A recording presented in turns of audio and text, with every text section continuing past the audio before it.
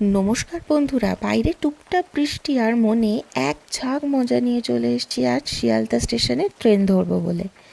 Destination হলো north Bengal. বলবো বলবো কোথায় যাচ্ছি, একদম নাম না জানা একটা অফবিট ভিলেজ। আমাদের বুকিং ছিল দার্জিলিং মেলে, ট্রেন টাইম রাত 10টা 5।